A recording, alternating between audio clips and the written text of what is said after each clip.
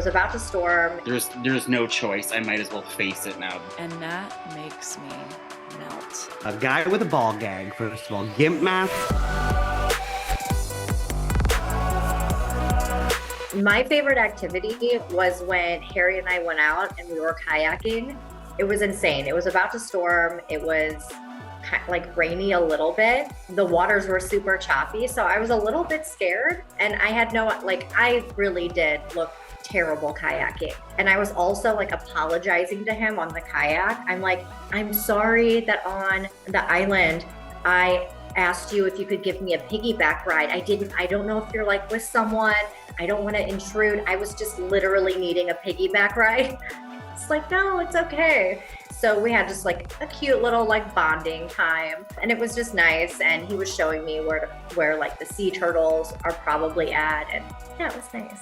Okay, so I have moments that were, I think, the most memorable that I really do feel like they're going to make the episode. There's no choice. I might as well face it now. This is going to be somewhere on the show. They're like, bring reef shoes. Bring reef shoes. I fucking need reef shoes. I'm like, reef shoes? I'm not gonna walk on coral. Long story short, we go to this day lunch beach thingy. It's on a little private beach. Of course, it is riddled with seashells and looks like bones and teeth and I don't even know what, but there's not a drop of sand, and I am barefoot. So I think Vanna was also barefoot. So like literally like our feet were tore up. So it got to a point where it was just like I didn't even care, numbing at this point where I was walking on these shells. I see Sky and he's like, ooh, I'm gonna be adventurous, and he's gonna go do his Tarzan moment. So he goes into like the jungle, which is legitimately the jungle in Australia, with spiders that could kill you and snakes that could kill you and probably leaves that could rub up on you and kill you. Here I am, no reef shoes, and I'm like, yes, Sky can do it, so can I. So I was scaling the rocks. I'm climbing these big rocks, climbing. There's vines. It's really cool. And I'm like, I'm doing it. I'm really doing it. What's the worst that could happen? I go to step off this rock that's maybe about 5-6 feet in the air.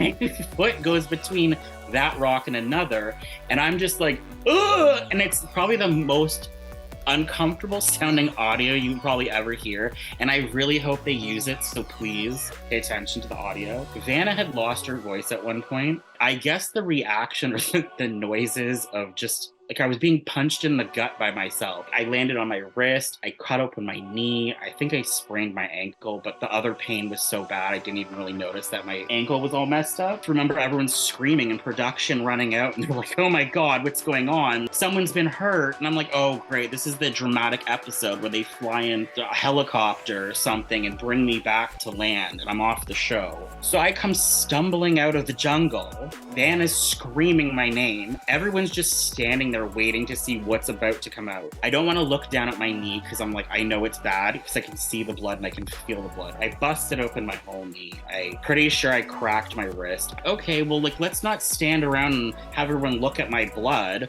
So I go to walk into the ocean, and then I hear production, hey, Johnny, turn around. We want to get a shot of your knee. And I'm literally just standing there and they're like zooming in on my knee. So anyway, I go to try to clear it up.